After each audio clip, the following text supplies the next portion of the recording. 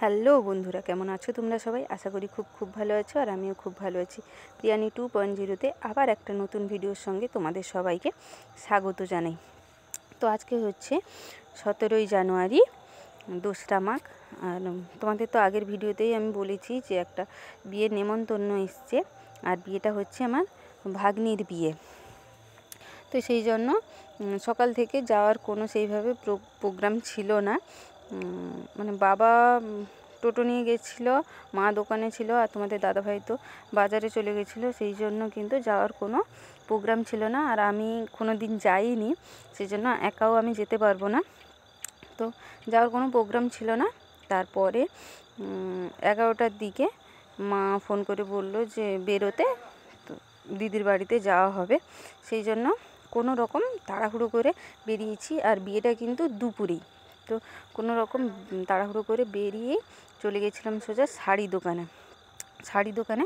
আর এই যে দেখো, এই শাড়ি, সায়া আর এই ব্লাউজটা, এই তিনটে জিনিসই পছন্দ করেছি। তিনটে শাড়ি বের করেছিল, তার মধ্যে থেকে এই শাড়িটা পছন্দ করে নেওয়া হয়েছে। তো শাড়িটা নিয়েই কিন্তু তারপরে মিষ্টি দোকানে গেছিলাম। আর ওইদিকে মা একজনের সঙ্গে দাঁড়িয়ে কথা বলছিল, এদিকে আমি দাঁড়িয়ে ভিডিও করছিলাম। বাবা কিন্তু মিষ্টি নিচ্ছিল। মা বলে দিয়েছিল কি মিষ্টি নিবি, আর আমি যখন ভিডিও করছিলাম ওই দোকানিটা কিন্তু আমাকে বারবার দেখছিল। তারপরেই কিন্তু মিষ্টি নিয়ে আবার টোটোতে উঠে পড়েছিলাম, যেহেতু বাড়িতেই টোটো আছে, সেই জন্য টোটো করেই যাচ্ছিলাম দিদির বাড়িতে। আর মেয়ে কিন্তু টোটোতে উঠতেই কিন্তু ও ঘুমিয়ে পড়েছিল। যেহেতু বিয়েটা দুপুরবেলা, সেই জন্য কিন্তু ফোন করে জিজ্ঞেস করেছিলাম যে মন্দিরে চলে এসছে নাকি বাড়িতে আছে। তো ও বললো যে না, এখনও বাড়িতে আছে, মন্দিরে আসেনি, প্রায় 1.5 থেকে 2 ঘন্টা মতো লেট হবে।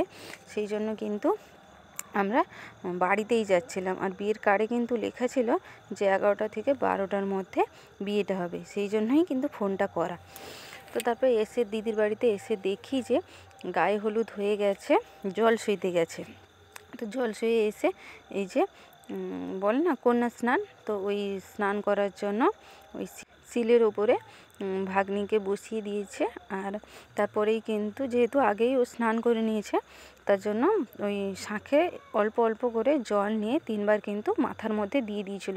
আর এখন যদি মাথার মধ্যে পুরো জলটা ঢালে তাহলে কিন্তু মাথাটা পুরো ভিজে যাবে, সেই জন্যই কিন্তু অল্প একটু জল দিয়েছিল। আর আমি পিছন থেকে ভিডিওটা করছিলাম, কারণ সামনে থেকে ভিডিওটা করতে পারছিলাম না, সামনে অনেকে দাঁড়িয়ে ছিল আর ক্যামেরাম্যানও ছবি তুলছিল, সেই জন্য আমি পেছন থেকেই ভিডিওটা করছি। তো গায়ে হলুদ স্নান সমস্ত কিছু হয়ে যাওয়ার পরেই কিন্তু ওই আশীর্বাদ হবে। আর আমাদের এদিকে তো বিয়ের দিনই আশীর্বাদ হয়, তো সেই জন্য কিন্তু আশীর্বাদের তত্ত্ব নিয়ে এসেছিলো ছেলের বাড়ি থেকে। ওই 5 জন মতো এসেছিল, তো ওরা এসে আশীর্বাদ করবে বলে তত্ত্ব নিয়ে এসছে।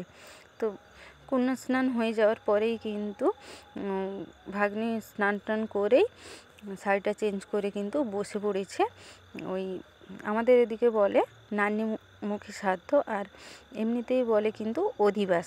তো ওই অধিবাসের জন্যই কিন্তু বসে পড়েছে জামাইবাবু আর ভাগ্নি দুজন মিলে। আর যেহেতু মন্দিরে গিয়েই ভাগ্নিকে সাজানো হবে, পার্লারের লোক সেইখানেই আসবে পার্লার থেকে সাজাতে, তার জন্য কিন্তু ভাগ্নি এখানে এই শাড়িটা পরেই যাবে বলে রেডি হয়ে গেছে। আর এই শাড়িটা পরেই কিন্তু ভাগ্নির আশীর্বাদ হয়েছে।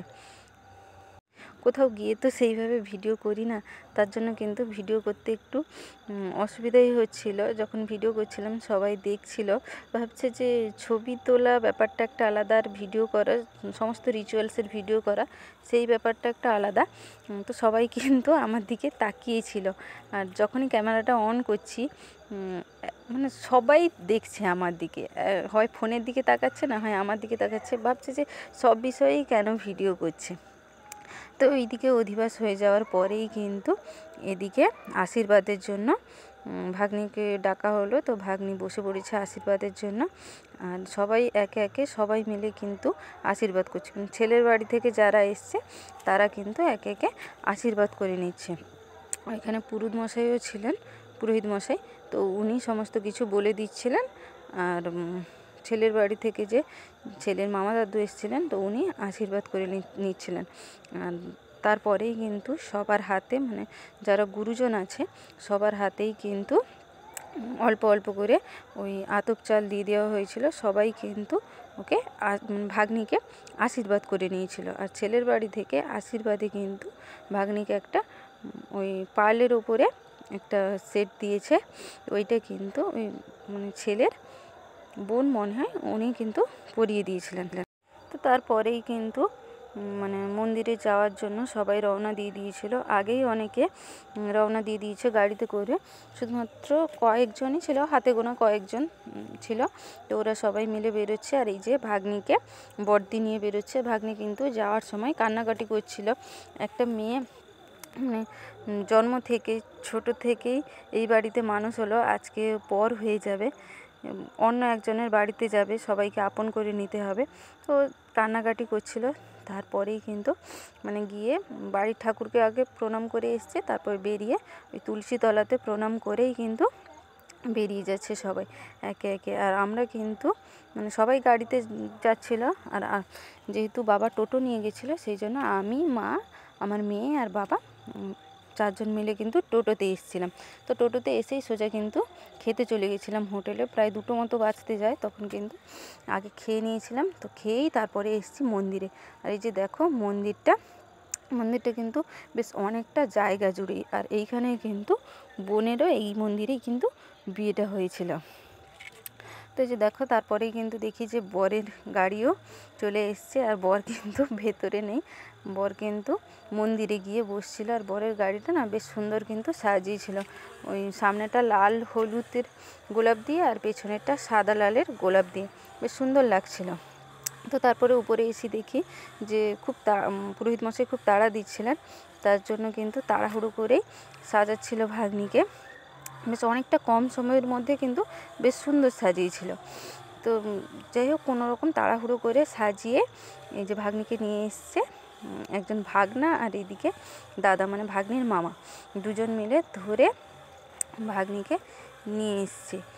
তো ভাগ্নিকে নিয়ে এসেই কিন্তু পুরোহিত মশাই বললেন যে পিঁড়িতে যখন নিয়ে এসছো তো তোমরা এইভাবেই কিন্তু 7 পাক ঘুরিয়ে দাও। তো তার জন্য কিন্তু মানে পাত্র উঠে দাঁড়ালো। আর এদিকে ভাগ্নিকে নিয়েই 7 পাক ঘুরছে।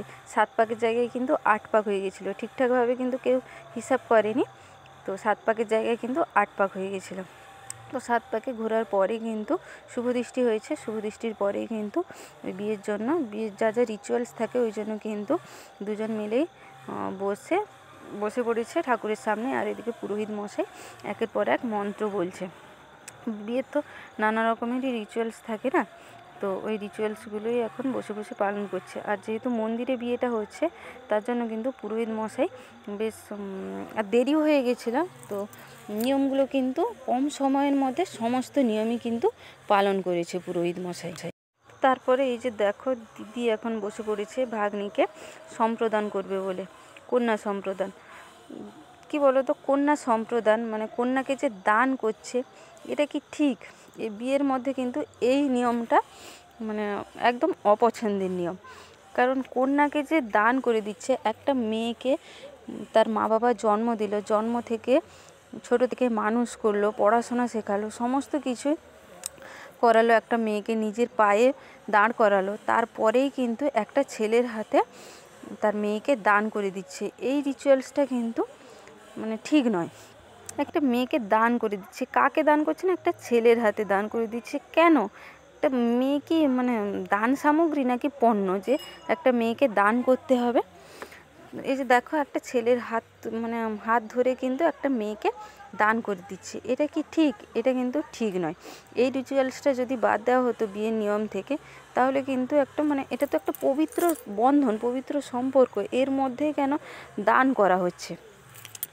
তো যাই হোক বিয়ের রিচুয়ালস তো কন্যা সম্প্রদান হওয়ার পরেই কিন্তু মালা বদল হবে এখন। আর সমস্ত কিছু রিচুয়ালস হয়ে গেছিলো, শুধুমাত্র ওই মালা বদল আর সিঁদুর দানটা বাকি।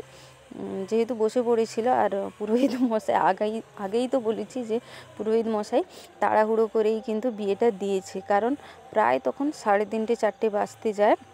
পুরোহিত মশাই কিন্তু প্রায় 1:30 2টো থেকে তাড়া দিচ্ছিল নিচে আসার জন্য, মানে ভাগ্নিকে নিচে নিয়ে আসার জন্য।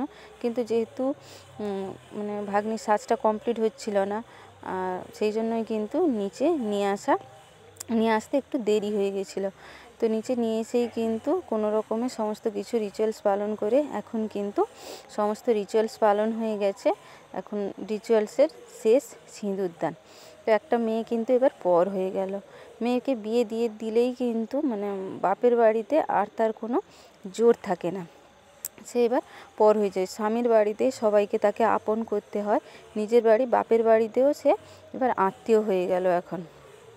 তো এই যে সমস্ত রিচুয়ালস পালন হয়ে গেল, সিঁদুরদানের পরে কিন্তু মানে এইদিকে রিচুয়ালসটা আমি দেখেছি যে কপালে যে টিপটা থাকে ওই টিপটা কিন্তু তুলে দিয়ে কপালেও কিন্তু সিঁদুর পরানো হয় 3বার, মানে 3বার সিঁদুরদান হয়, আবার 3বার কিন্তু কপালে টিপটাও পরানো হয়।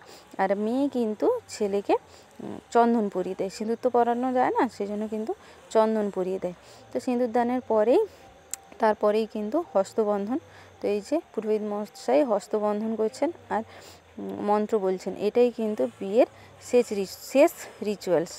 তো তারপরেই কিন্তু আমরা বাড়ি চলে এসেছিলাম। তো ভিডিওটা যদি ভালো লাগে তাহলে একটা লাইক করো, কমেন্ট করো, শেয়ার করো আর আমার চ্যানেলটাকে সাবস্ক্রাইব করে দিও। দেখা হচ্ছে নেক্সট ভিডিওতে। ততক্ষণের জন্য সবাই সুস্থ থেকো, ভালো থেকো।